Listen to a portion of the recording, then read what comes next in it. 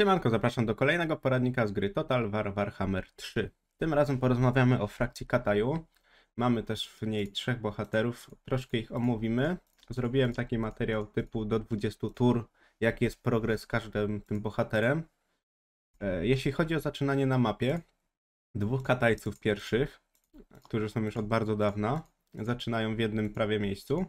A jeśli chodzi o 3 bohatera, on zaczyna całkowicie w innym miejscu, ale zaczyna blisko portalu, który tutaj przeskakujemy sobie do Kataju. I możemy sobie albo podbijać Kataj, albo podbijać sobie tutaj, gdzie są jaszczurki, mroczne elfy, Imperium trochę jest, no i tym podobne.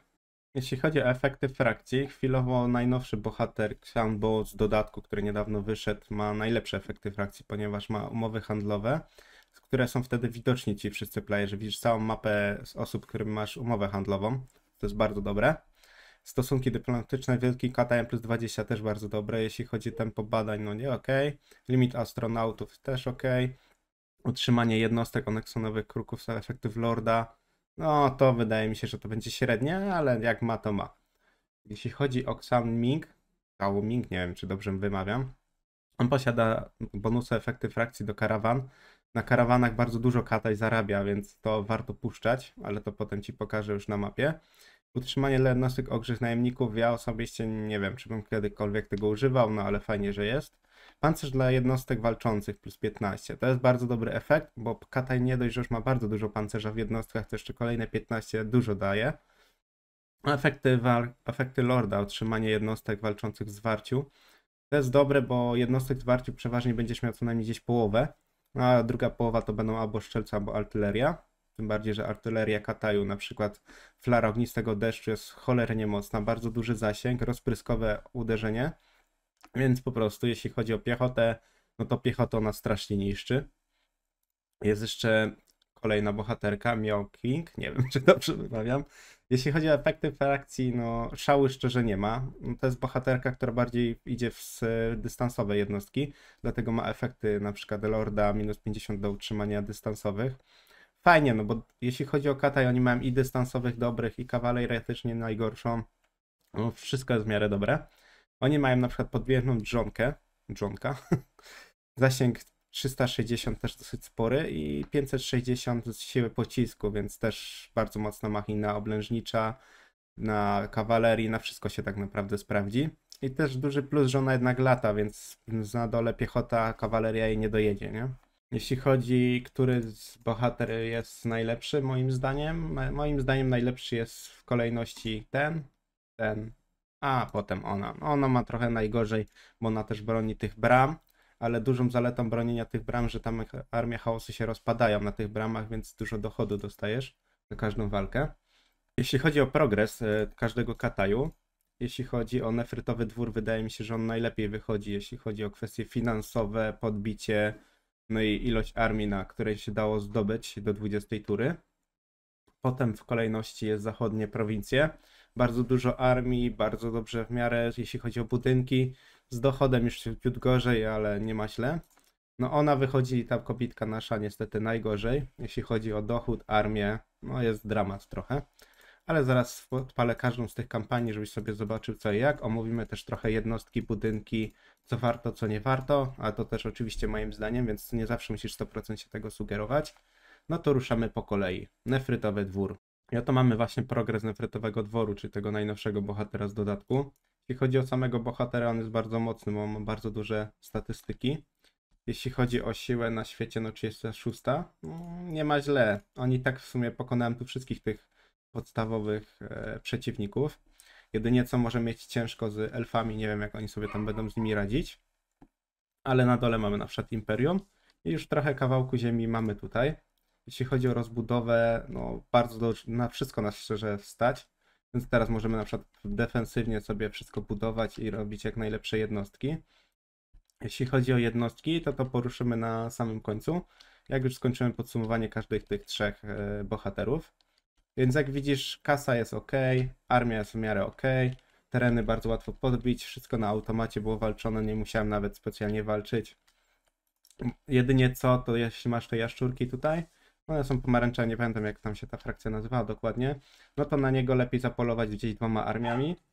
Dużą zaletą jeszcze Kataju jest taka, że bardzo dobrze w zasadzkach sobie radzą, więc mają duży współczynnik zasadzki, więc skorzystaj z tego bardzo często.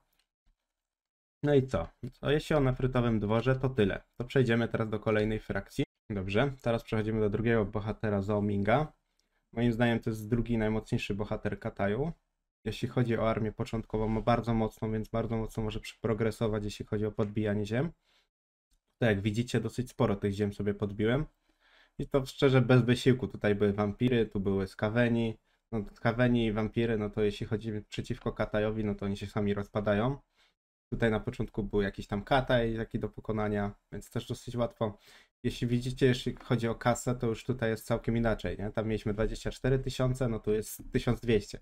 Tylko że tutaj dużo szybciej dało mi się wybudować niektóre budynki. Jakoś ten rozwój dosyć szybciej poszedł. No i też wiadomo, pamiętajcie o karawanach. Jeśli chodzi o armię, mamy dosyć mocne położenie armii. Tutaj mamy główną armię, 12 poziom bohatera w 20 turze jest, wydaje mi się, jest dobrze. Tutaj mamy drugą armię też, która sobie poradziła sama z całymi wampirami, czyli jedna armia spokojnie 3 wampiry rozwaliła. No i tu już trzecia armia się buduje. Jeśli chodzi o siłę na świecie, no 7 siła, no to bardzo wysoka. Jedyną gdzieś tam przeszkodą potem do pokonania dla nas będą może mroczne elfy, ale jeśli ten Kataj też będzie miał zaraz z nimi wojnę, no to szybko pójdzie. No dodatkowo musimy tutaj obstawiać tą bramę, ale na tym mamy duże plusy, bo jeśli wejdziemy na tą bramę, wybudujemy sobie budynek do utrzymania, to ta armia, która będzie siedzieć w tym garnizonie jest w sumie darmowa prawie.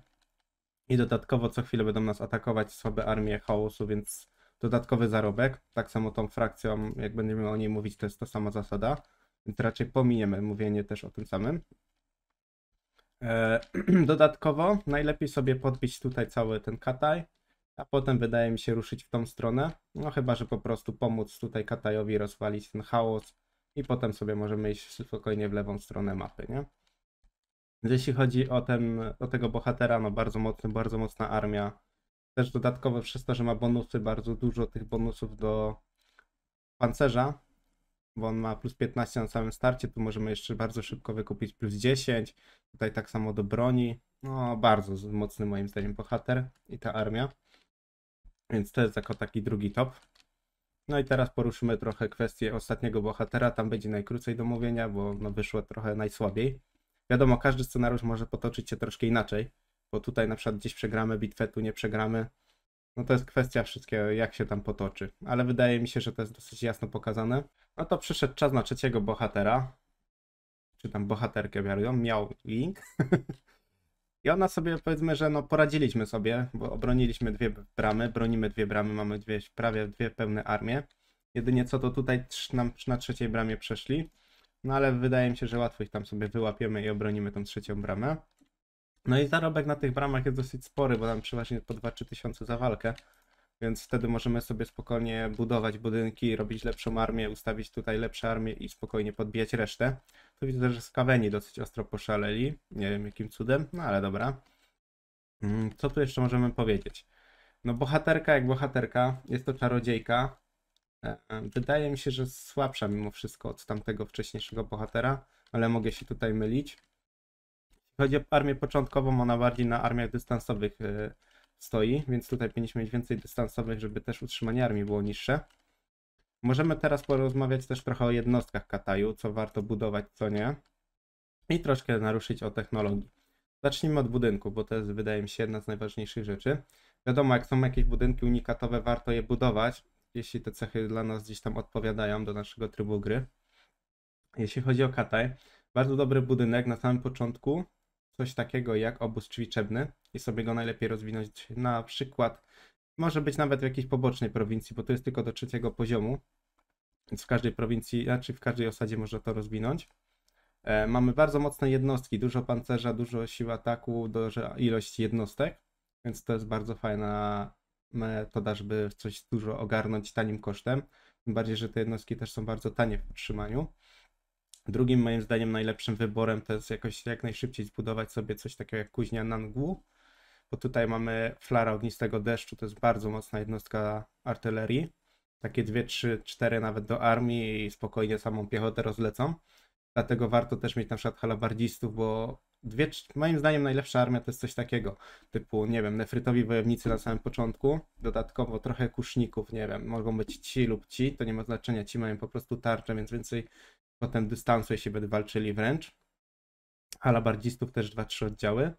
Dodatkowo można sobie jakąś kawalerię, na przykład ta latająca kawaleria jest dobra, tylko że to już raczej późniejszy etap gry, to też nawet 2-3 jednostki takiej zwykłej kawalerii, żeby też mogła gdzieś artylerię, jakąś na przykład konnicy, 2-3 oddziały, żeby też mogli spokojnie artylerię niszczyć, czy tam łuczników. Dodatkowo 2-3 jednostki flar ognistego deszczu, to jest moim zdaniem obowiązkowo. Ewentualnie jeszcze ci artyleryści żurawia, bardzo duży zasięg, bardzo duża siła przebicia pancerza, więc na takie mocniejsze jednostki super się sprawdzają i tak samo na bohaterów. Tutaj mamy jeszcze coś takiego jak podniebna latarnia. Ona jest taka sobie na początku, ale warto mieć ten budynek do lokalnych możliwości werbunkowych, a potem na wyższych do globalnego plus lokalnego werbunku. To jest też bardzo dobry budynek. Terakotowy strażnik, bardzo mocna jednostka potwora, 600 obrażeń, no 100 pancerza, 12 tysięcy, no powiedzmy 13 tysięcy życia, też dosyć dużo. Też ma przebicie pancerza, więc też fajnie. Niebiańscy smocze łucznicy to też moim zdaniem obowiązkowa, jeśli chodzi o łuczników w późniejszym etapie gry. No i tu mamy tą podniebną dżonkę, o którym mówiłem. Bardzo dobry zasięg, duża siła i też latająca, musimy na to zwrócić uwagę. Więc jeśli gdzieś tam będziemy toczyć walki z dużą ilością kawalerii, no to takie coś jest dużo lepsze niż ta chociażby sama flara. Bo flarę można wtedy łatwiej gdzieś tam zaatakować, nie? Więc jeśli chodzi o stolicę, budujemy raczej na przykład to. Jeśli chodzi o jednostki, to budujemy po kolei. Konnica to, czyli strzelców, żeby mieć też flary ogniste. No potem te 3 tutaj budynki obowiązkowo, tym bardziej to obowiązkowo do lokalnych możliwości werbunkowych. I jeśli znamy jeszcze zostaną jakieś budynki, to najlepiej sobie zbudować coś do kasy. Wydaje mi się najbardziej odpowiedni to jest sposób. Jeśli chodzi o budowanie w konkretnym Nanli, czy przykładowo w jakiejś pobocznej osadzie, no to tutaj utrzymujemy równowagę yin-yang. Czyli o co chodzi? Jeśli mamy współczynnik równy tego, no to wtedy jest harmonia, tak? Czyli mamy najlepsze bonusy na przykład z miasta, z armii i tym podobne. Więc tutaj budujemy jeden budynek z tego, jeden budynek z tego. Najlepiej szczerze chyba te 2 budynki tutaj się sprawdzają, bo tu mamy do dochodu, tu do rozwoju. No i jedno na przykład możemy sobie zostawić na przykład na armię, tak? Bo tutaj mamy małą prowincję, tylko razem osada plus stolica. Tu możemy sobie poświęcić to, żeby ten budynek tu budować, a nie w stolicy i w stolicy zbudować coś bardziej konkretnego. Jeśli porozmawialiśmy trochę o jednostkach, jak to budować, wszystko jest też indywidualne. Moim zdaniem jedynie co, no to warto mieć halabardzistów, takie obowiązkowe, no bo bardzo dużo jednak jednostek tutaj gdzieś będą mieć albo potwory, albo będą mieć kawalerię, więc oni bardzo dobrze sobie z tym poradzą. Flary ogniste i ewentualnie kuszników, żeby dosyć dobrze zbijać. Bo Kataj moim zdaniem bardziej działa na tej zasadzie, że oni bardziej obijają wszystkich, niż oni do nich dojdą, a potem już ich po prostu dobijają, niż sami gdzieś tam szarżują, nie? Więc na tym moim zdaniem trzeba się opierać, żeby tam dużo armii nie tracić, a spokojnie sobie wygrywać. No tak samo wtedy automat będzie dosyć dobrze liczyć, bo automat bardzo dobrze liczy typowo halabardzistów na kawalerię, potwory i tak samo jakąś piechotę przeciwko na przykład artylerii. Bardziej tej, co tutaj oni w Kataju mają, bo mają bardzo mocno. Dobrze, jedyne co nam jeszcze zostało, wydaje mi się poruszyć, no to możemy poruszyć na szybko typowo karawanę, czyli wybieramy sobie jakąś karawanę. Dobra, zróbmy sobie nową karawanę testową. Wybieramy sobie jaką armię oni tutaj mają na początku. No, weźmy przykładowo tą z ogrami. Wtedy zaznaczamy sobie tą karawanę, zaznaczamy gdzie idziemy sobie najlepiej. Możemy iść na przykład tutaj i wtedy będziemy mieć najlepszy zarobek. No tutaj mamy skarby za dotarcie do tej lokalizacji. No i wysyłamy. Oni sobie będą tam podróżować ileś tam tur. Jeśli oczywiście armia dotrze, no to dostaniesz nagrodę. Jeśli nie, no to już problem będzie. Jeśli chodzi o karawany, tam będziesz mógł toczyć jakieś bitwy, jakieś tam będą różne historie. Będziesz musiał sobie tam dobrze poczytać i wybrać dobrą ścieżkę, żeby ta karawana po prostu tam dotarła.